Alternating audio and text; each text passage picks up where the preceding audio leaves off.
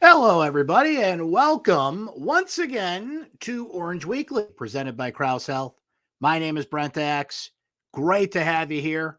If you are watching us live, and we are live on a number of places today, we're on the football Facebook page, we're on the basketball Facebook page, we're on the lacrosse Facebook page. Let those lacrosse fans know we're thinking about you. Season's coming, a lot of exciting stuff coming down the pike here for lacrosse. So we want to get you in the habit of tuning in Thursdays here at 1 o'clock. That is when this show streams live, everybody. And those of you that know and are here, and we'll be popping in the comments shortly and giving us your feedback on all things Syracuse sports. We're going to talk basketball.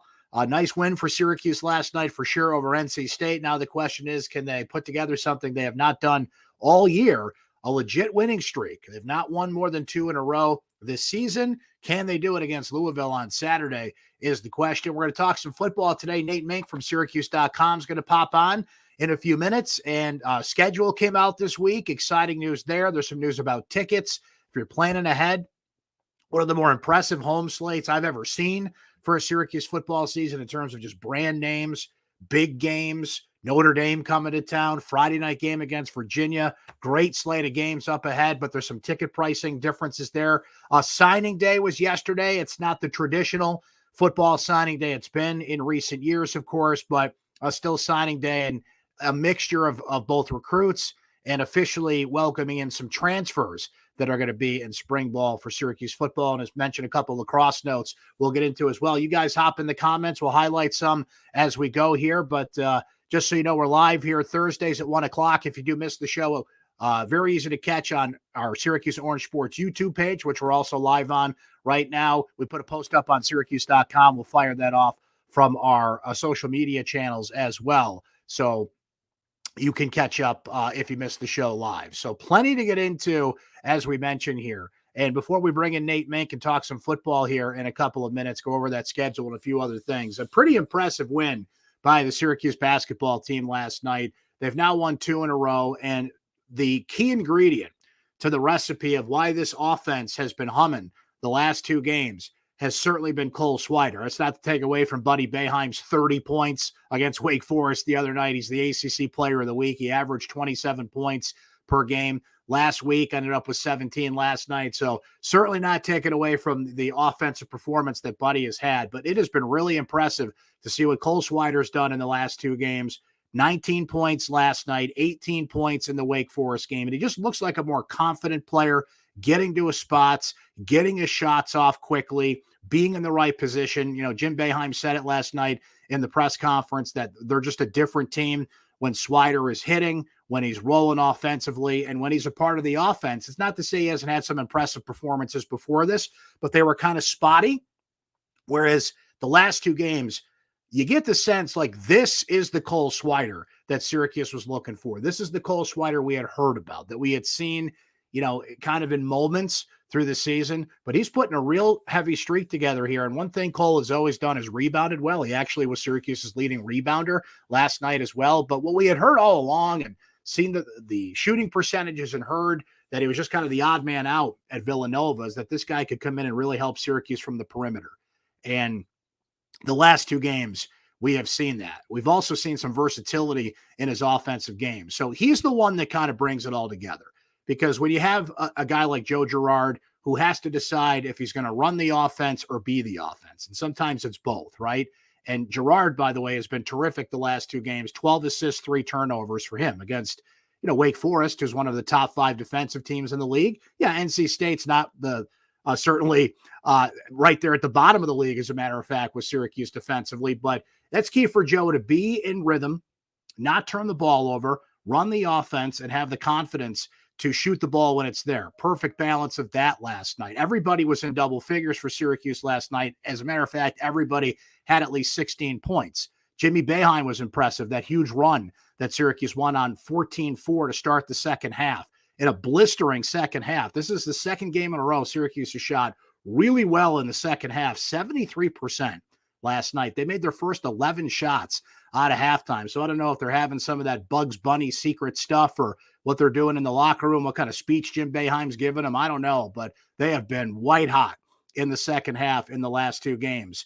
And what brings it all together, as we mentioned, is Cole, because when you have to account for Joe and the threat that he can be. Certainly, Buddy draws a lot of defensive attention. If you leave Jimmy alone down low, and NC State was missing a couple of guys in the paint last night, and he certainly took advantage of that. But there was one play last night where, Jimmy got the ball, chased it down into the corner, hits a three, right? He can do that for you. Like, the more you can spread out a defense, the better. And teams had not had to really focus on Cole Swider. You could get away with kind of leaving him alone and kind of living with the, 3 or 4 3-pointers he would hit. But not only is he scoring more consistently, he's hitting shots in big spots for this team. Last night, the biggest shot, because he had a few big shots in the win over NC State last night, but the biggest one coming about 1:41 to go, hits a three, felt like a backbreaker at the time. So, look, who knows what this team can do from here? They have not won more than 2 games in a row. You get Louisville on Saturday. Never an easy game, but, Louisville's kind of a hard team to read right now. They just fired their coach recently, a lot of turmoil down there. And sometimes that can rally a team. If they wanted the assistant coach in there anyway, and they kind of look at it as a fresh start, that can energize a team. I've seen that a bunch of times. And, you don't typically see it in college basketball that a coach leaves at this point of the season, but you see it a lot in football. You see it a lot in hockey, right? A coach will get fired midway through the season, and it just kind of rallies the team. So we'll see how Louisville reacts going forward here with that coaching change. That's a 2:00 game at the Dome on Saturday, by the way. And one thing that we're also seeing from Syracuse at this point is, look, they're not making enough stops at this point because they've gone from making virtually no stops on defense to, I guess I should phrase it, making just enough on defense. But that defense is improving. But I think you're going to need an even better defense than we've seen from this team, and you're going to need some contribution from your bench. Now, the game before that, Syracuse got great bench contribution from Frank Anselm and Benny Williams, right? Everybody's favorite subject, to talk about how many minutes did Benny Williams have? Why isn't Benny playing? # free Benny. Everybody loves to discuss that, right? But Benny only played a few minutes last night. Frank Anselm picked up 3 fouls in 4 minutes. That's not going to do it. And Symir Torrance is still kind of working his way back from that knee injury. Not quite the player that we saw prior to the knee injury. And when Gerard is rolling and distributing the ball, he had a season-high 8 assists last night. You don't need Symir to come in and kind of change pace to the offense that he usually does, but you're going to need him down the stretch. So while those 2 things weren't necessarily key in last night's game, I think they're things that Syracuse are going to need to improve if they're going to put some sort of winning streak together here. If they're going to really, the goal now is a winning season. And I know that's not the standard, because a winning season, that's an afterthought in Syracuse, New York. This team gets winning seasons if they just remember when to show up for the games. They've never had a losing season under Jim Boeheim, as most of you are well aware. So look, the Fighting 500s, as I've called them lately, they're scratching, they're fighting, they're clawing, they play their butts off. They're fun to watch when they're rolling like that offensively. And we'll see if they can keep that up. The key there, though, the thing that ties it all together, and I think will continue to tie it together for this team going forward, in addition to the things I think they have to continue to improve on, is Cole Swider. He is a huge difference maker for this team. And, you look at why this team has won the games it has in the manner in which they've won the last 2. He is a huge, huge part of that. So you guys go ahead, put your Syracuse basketball thoughts in there as we go here. We'll touch a little bit on some lacrosse news as well. But I see my friend Nate Mink is in the waiting room of our broadcast here. So let's bring him in. There's Nate Mink, ladies and gentlemen, syracuse.com, on the beat for Syracuse football. And we got some juicy football stuff to discuss, right, Nate? We got a schedule. We got signing day. We got all kinds of things going on. How are you, man? I'm doing well, my friend. Just here to parachute in for all the big tent items on the football calendar. It's Super Bowl week, so football's on a lot of folks' minds this time of year. That's right. And Syracuse actually has some pretty cool Super Bowl connections. Dan Pitcher, the quarterback coach for the Bengals, went to Cortland State, was a great quarterback at Cortland State, as a matter of fact. He was nominated for the Division III level Heisman Trophy. Dan Hoard, the play-by-play voice of the Bengals, of course, one of the notable Syracuse alums in the broadcasting world, and the color guy in the radio booth as well, played at Syracuse in the early 1970s. As a matter of fact, was on Ben Schwartzwalder's last team at Syracuse. So if you don't have a dog in the race and you're just looking for somebody to support in the Super Bowl, go hashtag Who Dey. Go with the Bengals, because there's a lot of Syracuse connections there. Everyone loves the underdog too. And that's the other thing too, quite literally these days, Nate, with the explosion of sports gambling out there and more legal manners that you can do it in. So for Well, entertainment purposes only. and quite a year for Cincinnati football when you Yeah, how about consider that? when you consider the Bearcats who play Nippert Stadium making the CFP semifinals before getting beat soundly by the Crimson Tide. Which Dan Hoard also does play-by-play for. So I don't know, maybe he's the magic charm for Cincinnati football. We'll see if he can carry that over to LA next week. So we know how the Syracuse football schedule is going to play out, Nate. And the first question I actually asked John Wildhack this earlier this week. Man, did they lose a bet? The way this schedule has been laid out is tough sledding for a Syracuse football team. Obviously, they came that close last year, 5-7, looking to get over that hump, clinch a bowl game. So, Nate, I'll kind of go over it here in quarters, and you tell me what pops out. So, just to remind people, the schedule looks like this. September 3rd, they open with Louisville, open with an ACC game at home. September 10th at Connecticut. September 17th, they will host Purdue and then turn right around on Friday, September 23rd, and take on Virginia. Of course, Robert and I and Jason Beck, the new offensive coordinator and quarterback coach, come to Syracuse from there. So, Nate, they are coming out of the chute with a lot of home games. That's the good news. Bad news is there's a lot of quality opponents in there and a lot of quality quarterbacks in there as well. Yeah, I think that's where it starts for me. You know, Louisville in the opener, Malik Cunningham's coming back for the Cardinals. They're always fast and talented at the skill positions out on the perimeter. So they're going to be a tough out in the opener. You move into Connecticut in week 2, which you know maybe you get 2 FCS opponents this year, given the state of the Huskies football program these days. But then it shoots back up again with Purdue as you know one of your non-conference games. They are coming off a very impressive season, knocking off a couple of highly ranked teams during the Big Ten schedule. Capped off the season with a wild win against Tennessee in the Music City Bowl. They return their starting quarterback, so that quarterback trend continues with the Boilermakers, and then you finish the month off with Virginia, who's in a state of transition right now, moving over from Bronco Mendenhall to Tony Elliott, but they got a big lift with their record-setting quarterback Brennan Armstrong returning. So it's I know we're bifurcating the schedule into bits and pieces here. Really, through every stretch of the way, you're going to see multiple good quarterbacks on this schedule. And the other unique thing about opening up with Louisville, I guess it's not unique because it has happened before, but this is one of the rare times that they are opening against a conference opponent. Obviously, they did it a couple years ago in the COVID year when the ACC reconfigured the schedule about a month before the season, and they opened up on the road against Carolina and Pittsburgh. But before that, you really got to go back to 2005, Greg Robinson's first year, when they opened against West Virginia in the Carrier Dome. That was a game that obviously had immense buildup with the new coach from out west, the new offense, the new West Coast style offense.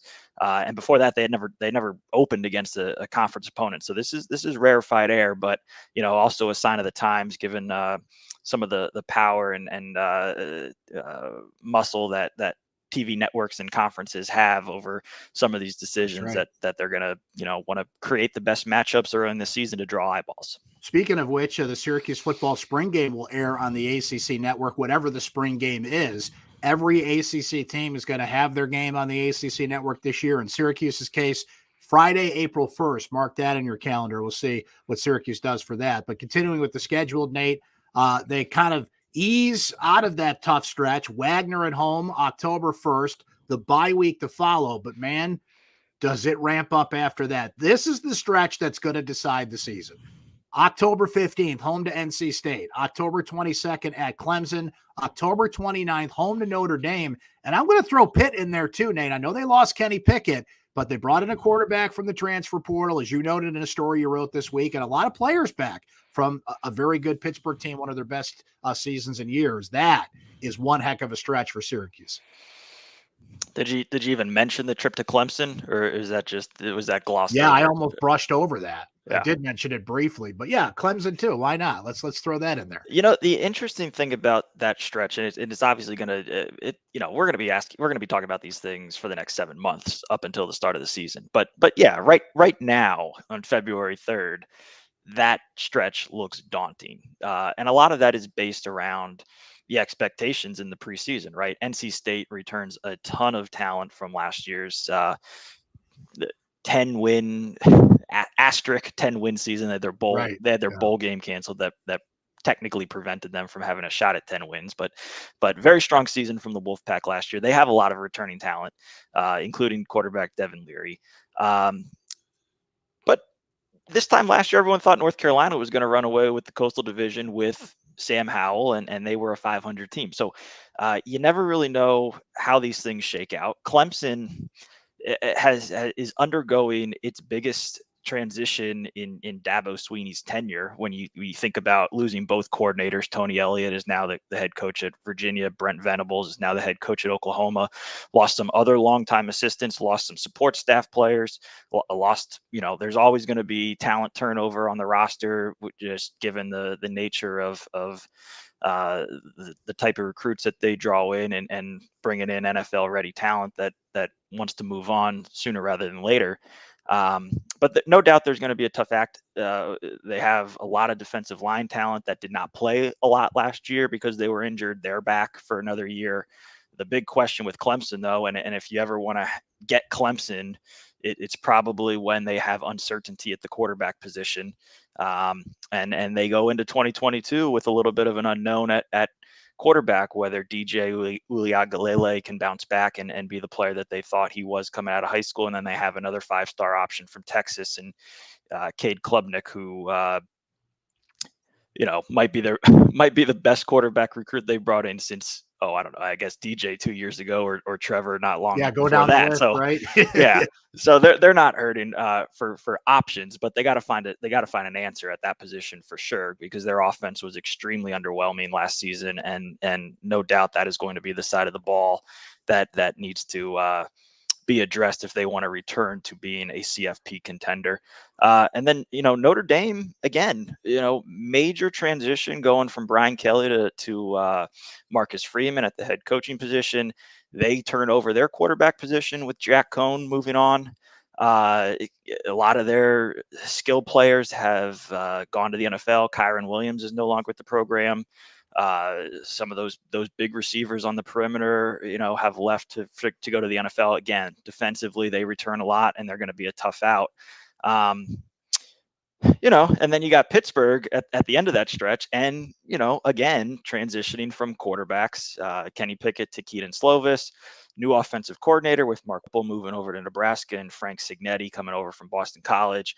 So it looks bad, and it looks daunting, and it looks difficult right now, but all of these programs are going to have to kind of figure themselves out too, before those games are played in October, and That's a a lot can great happen point. between now and then. It's a great point. Not everybody transitions as quickly. I mean, when you have the talent of, you brought up Clemson, and you were going through that list, Nate. I'm like, that's a lot for any team to lose. Both coordinators, other coaches, transition. Can DJ Uiagalelei have the season people have been looking for? I mean, I'd like to try that with the talent they have at Clemson, right? But yeah, a lot of good quarterbacks, a lot of good teams, a lot of talent, brand names. It's the best home slate I think I've ever seen a Syracuse team have, if not top three. But Virginia looked a lot daunting 2 months ago than it does today, too. Just given all the losses and attrition that they've had. And you've got the best insight you can have on Brennan Armstrong, the two coaches that were with him the past couple of years now here at Syracuse. And just to finish out the schedule, Nate, Florida State at home November 12th, at Wake Forest on the 19th. Of course, they just had a great season last year under Dave Clawson, and they're going to finish November 26th at Boston College. So I'm feeling 6-6 out of that schedule. On February 3rd, I can definitively say that's going to be the record for this team, right? But that's what they want. That's the fight for 6-6, that one more win that they need in 2022 that they couldn't find a year ago. It brought up the investment of the coaches they brought in and some of the things that happened. Nate, yesterday was signing day, and I know it's not the signing day it used to be. It's kind of the leftover signing day, if you will. But it's also the day like you kind of officially welcome in some transfers. So there was some interesting mix of recruits, traditional recruits, and Dan Villari coming in, the Long Island native from Michigan. He officially kind of, is welcomed, even though he's been on campus for a couple of weeks, and a couple other transfers now locked and loaded yesterday. Right, and not just, in addition to the transfers, a lot of the kids that they had sign in December are on campus for the spring semester and are able to do the winter workout, off-season program and spring practice too. So I think that's positive. They obviously lost a lot of players during the season via transfer that they had to replace, and to be able to fill out their depth chart ahead of spring practice, certainly they feel a lot better going into the spring with you know something that looks closer to a normal two deep than maybe what it looked like on paper at the end of the season, or right before signing day in December. But those transfers, they got to find their way. I think there's a lot of intriguing attributes to some of these guys. They have some size to them, particularly when you look at a guy like CJ Hayes. He has measurables on the perimeter at wide receiver. Maybe the production hadn't been there over the last few years at Michigan State. Braylon Oliver is another long type safety from Louisville. Again, didn't get on the field much at Louisville, but athletically, attribute wise, you size him up, and do you think he's a good fit for what you want to do on the back end of that defense? And Villari, by nature of his position, is going to command a lot of attention and eyeballs. But he did some different things at Michigan too. When you think about special teams, he is an athlete, Brent. And they had a kid. This set of new coaches at Virginia, Robert and I and Jason Beck, had a kid by the name of Keontae Thompson at Virginia, who was a quarterback prospect coming out of high school, and they basically dubbed him football player on Hmm. the two deep at Virginia, and they utilized him in a lot of different ways. Now, I don't know, and we haven't had a chance to ask Dino or anyone yet about, do they envision Villari being a guy that, again, to draw maybe the biggest cliche of all, can be used in like a Taysom Hill type role, where you maybe have an opportunity to get him on the field, even if he is not QB1. So I think all these things are on the table. I think these are discussions that obviously you raise and you think about in spring, and maybe you try some stuff during these next 15 practices in the next month or so.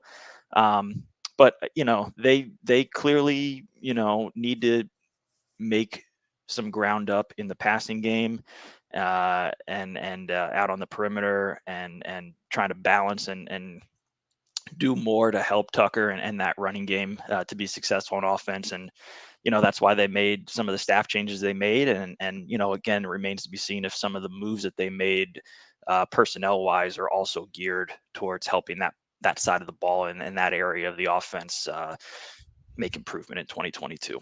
And just to note for those that didn't see, Syracuse got a couple surprises yesterday, right, Nate? So the first one was they flipped a defensive back prospect, a three-star player, Greg Delane from Georgia Tech, a three-star recruit and one of the 1,000 best prospects in the country, rated by 247 Sports. And then kicker Brady Denenberg gave Syracuse its third new member of the class of 2022. He was a bit of a surprise too, right, Nate?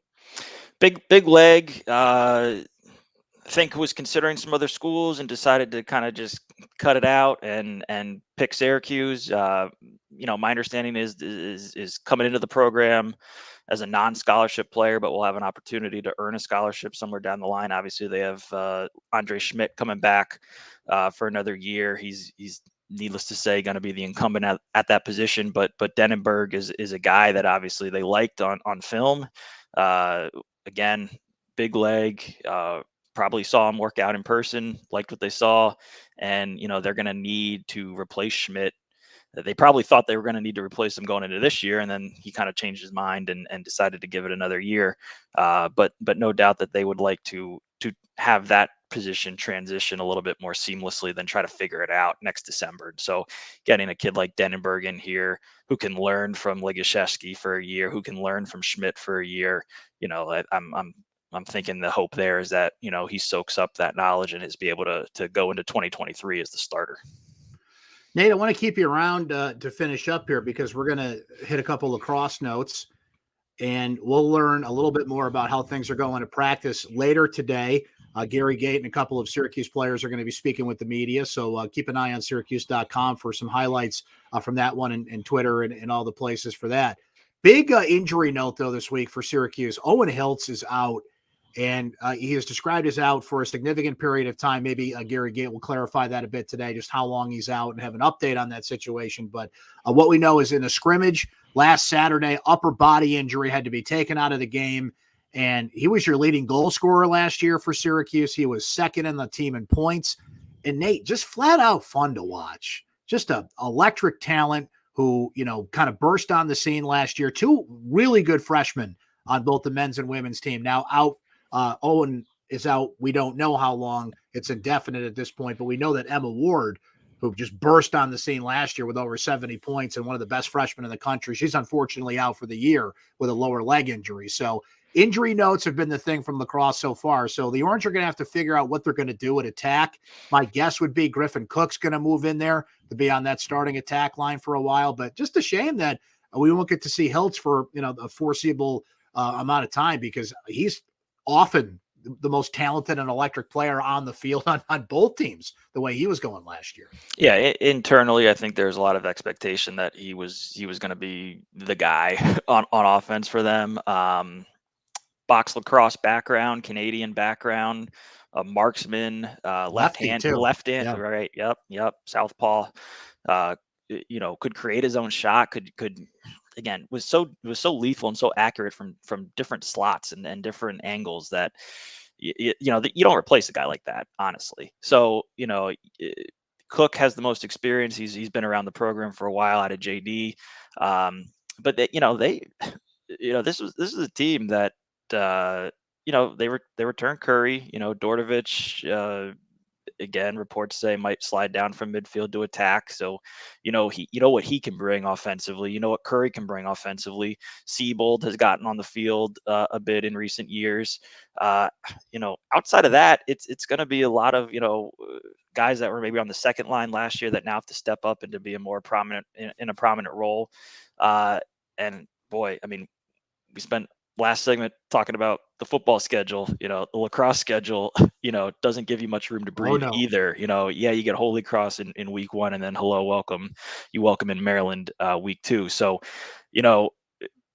just given the roster and how it looked on paper going into this year, and then losing Hiltz, and then going up who you got to go up against. I mean, it's got to be an achievement for them to make the tournament. I don't know if that's hyperbole, but they got to find some answers. And defensively, they have a lot of guys coming back that missed a significant amount of time last season. Yes, but they had defensive struggles when they were at full strength last year too. I mean, that opener against Army was not pretty. So no shortage of questions for this coaching staff going into the season, and not having Hiltz is not something that's going to help you. Well, this team needs all hands on deck, Nate. I mean, the investment in Gary Gate and Dave Petramala and a new face-off coach, that's all very exciting. But, Gary Gate and Dave Petramala can't play the game. This is their Syracuse team that came off its worst NCAA tournament loss in years to Georgetown. And while some changes had to be made there and have been, it's going to take some time for this team to acclimate itself. You mentioned the tough schedule. I talked to a couple people that were at the scrimmage and just kind of said, hey, how'd they look? And the response I got from both people was they need work.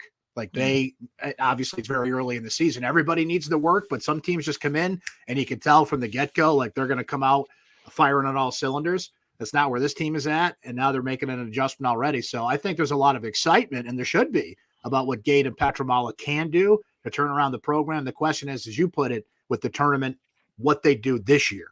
The women's team is quite different. The expectations are very high. And I just wanted to note this, Nate. I wrote about it earlier this week. So they were named a top 5 team, number 3 in the preseason poll put out by Inside Lacrosse and the IWLCA, which are combining their poll this year. Syracuse will face 8 of the preseason top 10 teams, 5 of those on the road, and 11 of the top 25 total. And oh, by the way, all 6 ACC teams are ranked on the women's side. And look, they've got a ton of talent. Emily Harris-Chuck, Megan Carney. We mentioned Emma Ward's out, unfortunately, but Megan Tyrell, who is far and away the leading scorer on the team last year, one of the best players in the country. Her sister, Emma is on the team. Sarah Cooper back on defense. The big question they got to answer is goaltender. They're just going to have to, do what they can defensively and just put an onslaught of points out there and hope that's good enough. But for both the men's and women's teams, Nate, the schedules are just, if anything, on any given week, you're going to see a lot of great lacrosse. And you mentioned the men open with Holy Cross February 12th. That's only 9 days from now. The women open next Friday in one of the earlier matchups in the country between ranked teams. Number 13 Stanford will be in town. And then Stony Brook comes in after that, led by Joe Spallina. And there was an interesting story this week. I don't know if you're watching, if you saw it, that so Stony Brook is leaving the America East Conference, and the America East banned them from their tournament, which is huge because sometimes you need that automatic bid from your conference to get in the tournament, and they're not going to have the opportunity for that, but still a ranked team and a good team that Syracuse will be facing. So one way or the other, Nate, lacrosse is coming out of the chute with a lot of interesting storylines and a lot of tough opponents ahead. And a lot of similar storylines. Both schedules are tough.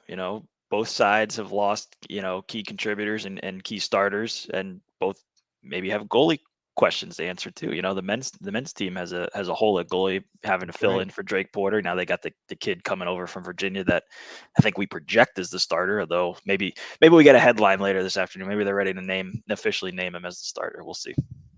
Well, Nate, always appreciate the time and the insight, my friend, hanging with us here on Orange Weekly. We'll do it again soon, but appreciate you giving us a few minutes today.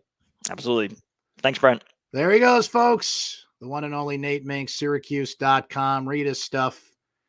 Follow him on social media. Nate will be not only on the football beat, as we mentioned, but Nate also going to be doing some lacrosse stuff for us as well. So, and yours truly going to be helping out a little bit on the lacrosse scene this year as well. So those of you watching on CNY Lacrosse, more to come certainly beyond Orange Weekly, but we want to include you guys here on Orange Weekly. So hang with us every week as lacrosse season gets underway. And next week at this time, we'll be closer to actual games. So exciting news there. In the meantime, a lot of shoveling and snow blowing to do here in central New York. Another big winter storm. I see it snowing outside my window right now. So it begins. So I got to go put some gas in the snowblower. We'll have to end Orange Weekly here for this week. But just a reminder, we're live Thursdays at 1 o'clock, streaming here on CNY Lacrosse, Orange Football, Orange Basketball Facebook pages, Syracuse Orange Sports on YouTube as well. If you missed the show, the YouTube clip will be sent out on social media. It automatically embeds on the Facebook pages you may be watching on right now. And we put up a post on syracuse.com as well. So plenty of places to catch the show if you don't catch it live. Thanks for your comments. Thanks for watching. Saw Steve getting in here late with some football comments here. Thinks not getting 4 stars was a failure by the coaching staff, and notes that Greg Schiano and Rutgers are having some success there. And as we mentioned, that Syracuse football schedule, all the schedules seem to be tough. Football, lacrosse, bring it on, baby. What did Ric Flair once say? In order to be the man, you got to beat the man.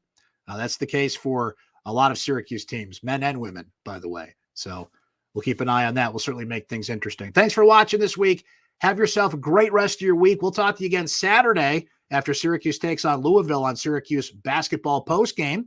Until then, thanks for watching Orange Weekly, presented by Krause Health.